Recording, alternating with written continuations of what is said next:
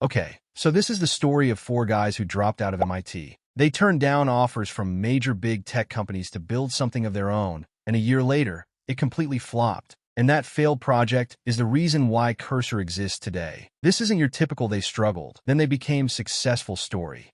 It's actually different than that, and you're gonna love this one. Let's start with quick introductions. These are the four guys we will be talking about, and you don't really have to remember their names. You can just call the white guy number 2 in your head for the rest of this video. Just kidding.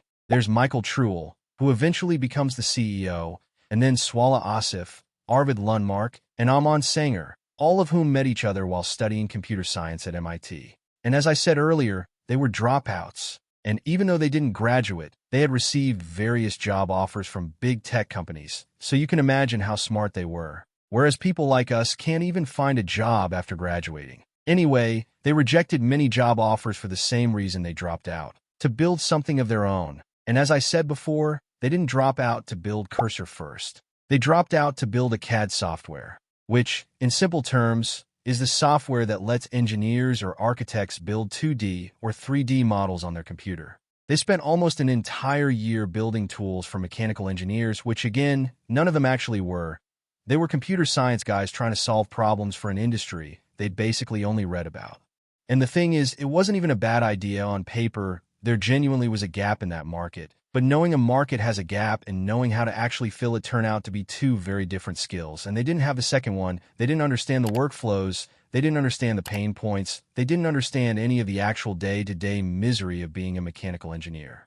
Truell himself later described this whole stretch as wandering in the desert. But if you've ever built something nobody wanted, you know exactly what he means. After wasting a year on that, they finally realized they had to do something in their own field and solve their own problems. And this is when the story gets interesting. And before I continue, I first want to introduce you to CodeCrafters. I assume many of us have gone from being software engineers to becoming prompt engineers thanks to all these AI tools. CodeCrafters is a platform where you can get back those engineering skills again by building complex software from scratch yourself. It gives you guidance throughout the process, so you're not left staring at a blank editor wondering where to start. And once you complete these projects, you can even add them to your resume, which can help you stand out from the crowd. I've added a link in the description, so make sure to check it out.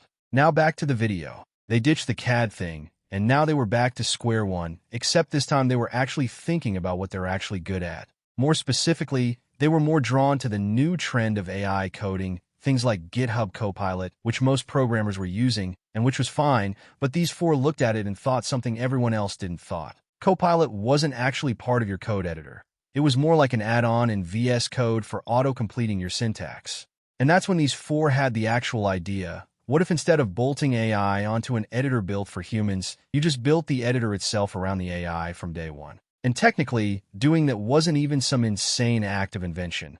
They just took the open source code of VS Code, forked it, and started rebuilding it their own way. And they called their product Cursor, which if you think about it, isn't exactly the most creative name. Anyway, after the launch, their life was going to change in a very short amount of time.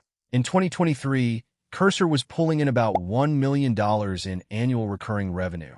And then, in about 12 months, that $1 million turned into $100 million, which is the kind of growth curve that doesn't really happen. And it happened so fast that people who study this stuff for a living started calling it one of the fastest revenue climbs any software company had ever pulled off. Faster than Slack, faster than Zoom, faster than basically anything you can name off the top of your head. And it didn't stop there either, because by the time we get to late 2025, Cursor had crossed $1 billion in annual revenue. And a big part of why this happened wasn't just that the product was good. It's that it landed at the exact moment the entire internet was falling in love with this idea of vibe coding. In simple words, they developed the right thing at the right time. So 2 months back, in June of 2026, something happened that nobody saw coming. SpaceX, yes, the Elon Musk company, announced that it was acquiring Anysphere, the company behind Cursor, for $60 billion in an all-stock deal, which instantly made it the largest venture-backed startup acquisition that has ever happened. Not one of the largest, the largest. And if you're sitting there wondering what a rocket company wants with a coding tool, you're not alone, because SpaceX wanted to reduce how dependent it was on AI models built by other companies. And owning Cursor would give SpaceX direct access to a major AI developer tool platform and its engineering talent. The deal was closed recently in 14 August for $60 billion. It's great to see that for Dropouts, who once spent a year failing to sell software to mechanical engineers, just watched their second attempt get bought for $60 billion. And maybe that's really what this story is about. Not the money, not the acquisition, but the fact that failing at the first idea wasn't the end of anything. Cursor is a prime example of building the right product at the right time. Many people call it luck. Many people call it skill. Let me know what you think. Anyway, do let me know in the comments what you think about this whole story. And also make sure to check out CodeCrafters because it's more necessary than ever before. If you want to watch similar content, make sure to subscribe, and I'll see you guys in the next one.